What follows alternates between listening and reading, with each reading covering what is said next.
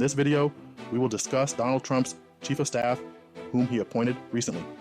Stay tuned as we dive into who Susie Wiles is and how she can help Trump's administration. Who is Susie Wiles? Born May 14th, 1957, Susie Wiles is an American political consultant who served as co-chair of Donald Trump's successful 2024 presidential campaign. She had previously worked on his 2016 campaign as well as Ronald Reagan's 1980 campaign.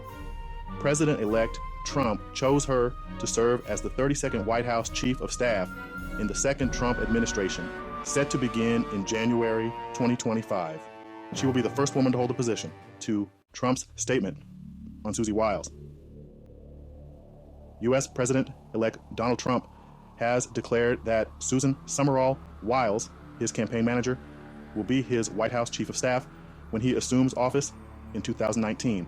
This announcement has sent ripples through the political landscape, as Wiles has been a pivotal figure in Trump's campaign, steering it through turbulent waters to a historic victory. Trump claimed in a statement that Wiles is tough, smart, innovative, and is universally admired and respected. He emphasized her strategic brilliance and unwavering dedication, qualities that have earned her a stellar reputation in political circles. Trump added that she just helped him achieve one of the greatest political victories in American history. Trump's victory, often described as a political upset, was largely attributed to Wiles's masterful campaign management and her ability to connect with the American electorate. Having Susie as the first female chief of staff in the history of the United States is a well-earned honor, he added. This groundbreaking appointment marks a significant milestone in the ongoing journey toward gender equality in American politics. She will undoubtedly make our nation proud. Trump's confidence in Wiles's capabilities reflects his belief that she will bring a fresh perspective and dynamic leadership to the White House, ensuring that the administration's goals are met with efficiency and integrity. The 67-year-old Wiles is the first female White House Chief of Staff. In 1979, Wiles was hired as an assistant for Representative Jack Kemp. In 1980, she joined Ronald Reagan's 1980 presidential campaign as a campaign scheduler. In the 1990s, Wiles served as a chief of staff to John Delaney, who was then serving as mayor of Jacksonville. Wiles also worked for U.S. Representative Tilly Fowler. From 2004 to 2009, she advised the mayor of Jacksonville, John Payton. In the 2010 Florida gubernatorial election, Wiles was credited with helping elect businessman Rick Scott. Considered an outsider at the time, Scott previously had a few connections with the Florida Republican Party. In January 2011, Wiles was hired as campaign manager for former governor of Utah, John Huntsman Jr.'s presidential campaign.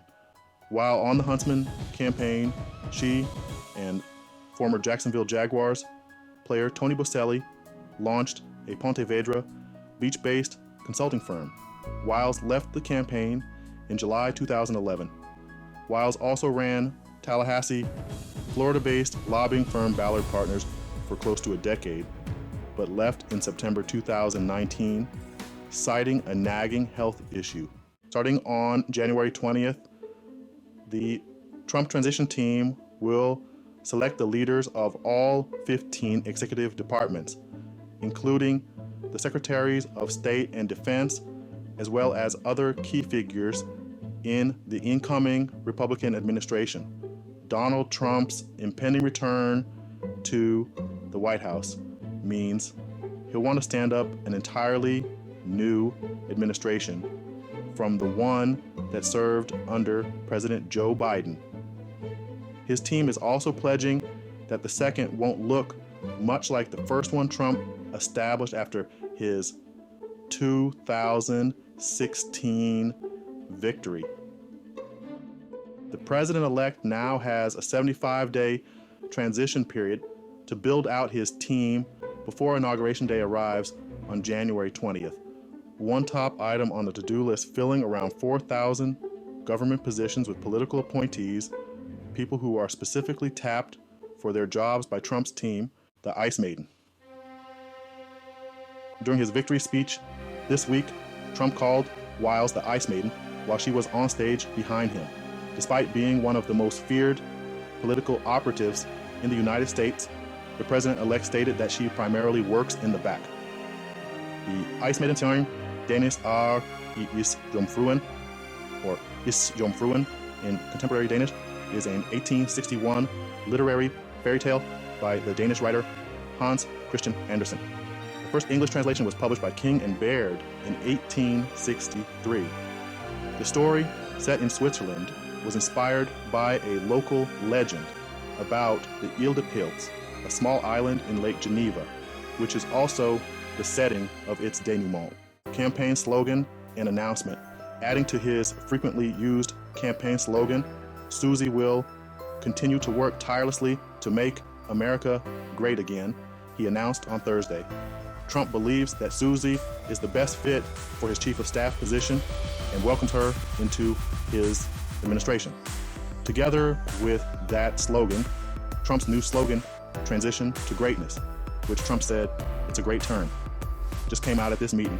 That's right, it came out by accident, he said, as if the phrase were some delightful but involuntary bodily function. It was a statement, and it came out, and you can't get a better one. You can go to Madison Avenue and get the greatest geniuses in the world to come up with a slogan, but that's the slogan we're going to use, Transition to Greatness. If you're enjoying this video, please give us a like, comment, and share. Susie Wiles' political background. Susie Wiles is feared but little known, according to a Politico profile published earlier this year.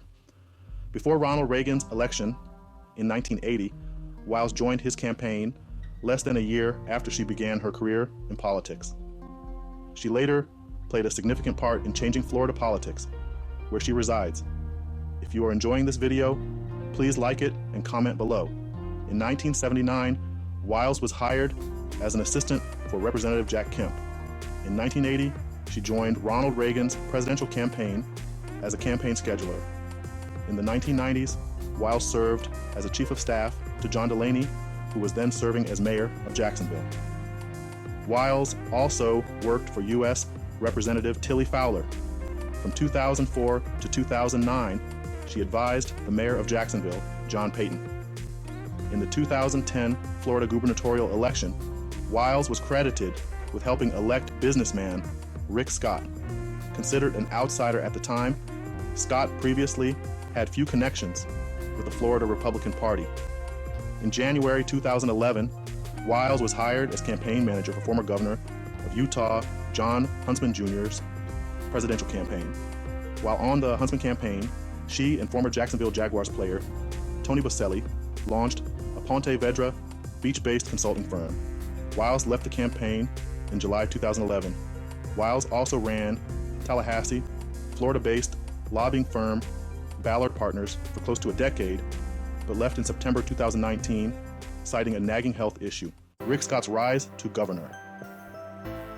In just 7 months in 2010, she elevated Rick Scott, a businessman with no prior political experience, to the position of governor of Florida. Now, Scott is a senator from the United States. Richard Lynn Scott, born Myers on December 1st, 1952, is an American attorney, businessman, and politician who has been the junior United States Senator from Florida since 2019. A member of the Republican Party, he was the 45th governor of Florida from 2011 to 2019. Scott is a graduate of the University of Missouri-Kansas City and the Dedman School of Law at Southern Methodist University. In 1987, after serving in the United States, United States Navy, and becoming a law firm partner, he co-founded Columbia Hospital Corporation. Columbia later merged with another corporation to form Columbia HCA, which eventually became the nation's largest for-profit healthcare company. Scott was pressured to resign as chief executive of Columbia HCA in 1997. During his tenure as chief executive, the company defrauded Medicare, Medicaid, and other federal programs. The Department of Justice won 14 felony convictions against the company, which was fined $1.7 billion in what was, at the time, the largest healthcare fraud settlement in U.S. history. Following his departure from Columbia HCA, Scott became a venture capitalist and pursued other business interests. Trump campaign in Florida. Wiles co-chaired Trump's campaign in Florida after meeting him during the Republican presidential primary in 2015. In 2016, he defeated Hillary Clinton to win the state and to become the president of the United States. Trump staffed his campaign with Floridians and is still expected to spend many weekends during his presidency at Mar-a-Lago. Florida has become increasingly central to Trump's political universe. It is now his adopted home state, which has only gotten redder since he officially moved in, and top Florida operatives led Trump's campaign. Now, plenty of insiders are expecting his forthcoming administration to draft talent from his new home turf. Florida is hot right now for obvious reasons, said Max Goodman, a Republican consultant in the southwest part of the state. Florida has quite a bit of talent in terms of what this administration is looking for. Wiles was referred to as the best in the business by Florida Governor Ron DeSantis, who appointed her to lead his successful gubernatorial campaign 2 years later. Ronald Dion DeSantis, born September 14, 1978, is an American politician serving since 2019 as the 46th governor of Florida. A member of the Republican Party, he served as the U.S. representative from Florida's 6th congressional district from 2013 to 2018. DeSantis was a candidate for the 2024 Republican presidential nomination, withdrawing his candidacy in January 2024. Born in Jacksonville, DeSantis spent most of his childhood in Dunedin, Florida. He graduated from Yale University and Harvard Law School. DeSantis joined the U.S. Navy in 2004 and was promoted to lieutenant before serving as a legal advisor to SEAL Team 1. He was stationed at Joint Task Force Guantanamo in 2006 and was deployed to Iraq in 2007. When DeSantis returned to the U.S., about 8 months later, the U.S. Attorney General appointed DeSantis to serve as a special assistant U.S. attorney at the U.S. Attorney's Office in the Middle District of Florida, a position he held until his honorable discharge from active military duty in 2010. Wiles collaborated with Chris LaCivita, a seasoned Republican politician with decades of experience on the Trump campaign. Together with Trump, the two developed a successful presidential primary strategy. Christopher Joseph LaCivita, born in 1966, is an American political consultant and a former partner in FP1 Strategies, a national public affairs and campaign firm. He is known primarily for coordinating campaigns against military veterans running for higher office as members of the Democratic Party, including the controversial Swift Boat Veterans for Truth negative campaign against 2004 Democratic presidential nominee John F. Kerry, and attacks on 2024 Democratic vice presidential nominee Governor Tim Walz. He most recently served as senior advisor to Donald Trump's successful 2024 presidential campaign. The Swift Boat Veterans, an independent expenditure group, was credited with a significant impact on the 2004 presidential election by advancing a sharp attack on John Kerry's military record, described by Mother Jones magazine as a smear campaign and by NPR as discredited.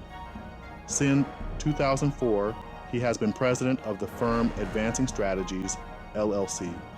LaCivita was formerly with Crosslink Strategy, a conservative lobbying and political consulting firm founded by Terry Nelson, a former John McCain advisor, and also a founding partner of FP1.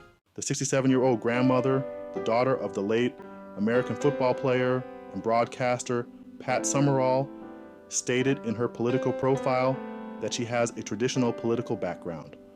Wiles was married to Lanny Wiles, a Republican consultant with whom she relocated to Jacksonville, Florida in 1985. The couple divorced in 2017. Wiles has 2 daughters and identifies as an Episcopalian. After Donald Trump's inauguration in 2017, Wiles's daughter, Caroline Wiles, was appointed as Deputy Assistant to the President and Director of Scheduling at the White House. According to the Washington Post, Caroline Wiles's educational background included an incomplete degree from Flagler College, which was considered unusual for a senior White House official.